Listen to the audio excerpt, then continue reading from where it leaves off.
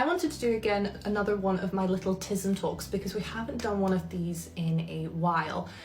And this is something that I've actually been learning about my experience of being autistic, but also in understanding that it is an aspect of being autistic, because when you're late diagnosed, you're so used to just being you, and this being you, that now having the understanding of it being autism, you're starting to learn that actually these behaviors that were just normal for you are actually because you're autistic.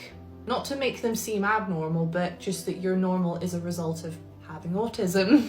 And one thing I have been doing a lot more recently is something that I've noticed that I've tended to do most of my life, which is getting like overstimulated and overwhelmed very easily.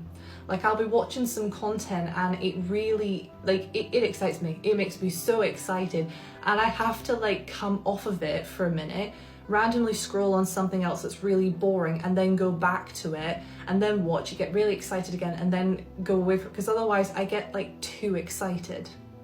I get too enthusiastic by it.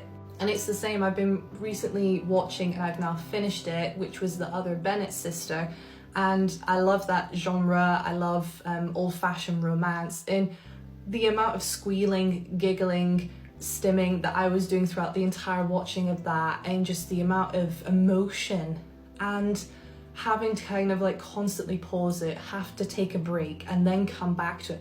I didn't realize that that is a result of being autistic. Essentially, it's, I think, my way of trying to regulate myself, because although autism, it does create, you know, neurodivergence, it does create very, very intense emotional reactions, sometimes in terms of distress, but also in terms of joy.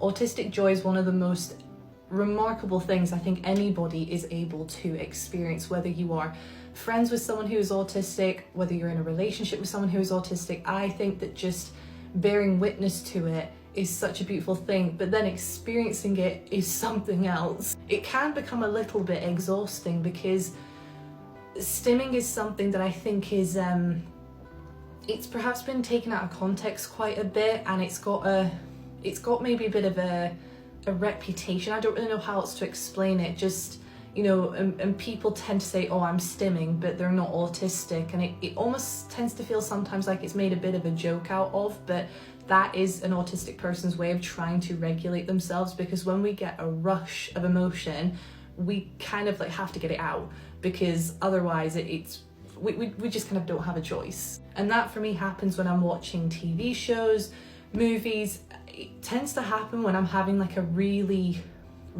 interesting conversation with someone, like with a friend, and I kind of start fidgeting, and I have to move, and I'm talking a million miles an hour, and it's so exciting, and I start like shaking, because it's, you know, it's all that energy and all that emotion that you just have to let out.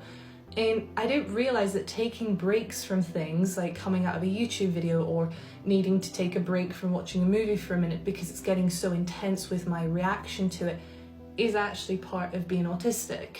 But I also just want to round off my little TISM talk today with this reminder. If you see, or if you have someone in your world, in your life at any point who is autistic and who shares with you that joy, and you will know what I'm talking about. When you experience it, it is like no other. It is not just a smile and a giggle. It is like a full-blown experience.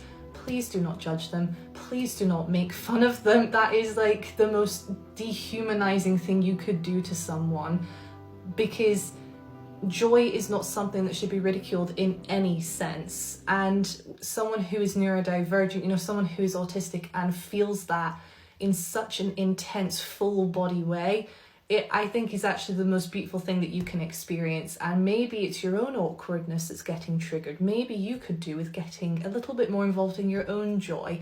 And I do believe that neurodivergent people are here to perhaps teach neurotypical people that it's okay to feel things.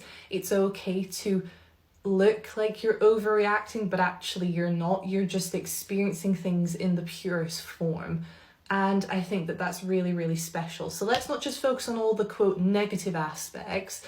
Let's sometimes actually celebrate things like autistic joy, but also that it is kind of strange how we have to like come in and out of it, because otherwise it gets too much, it gets too exciting, too exhausting almost to be that happy. So I just want to remind you of that, because that kind of joy is like no other.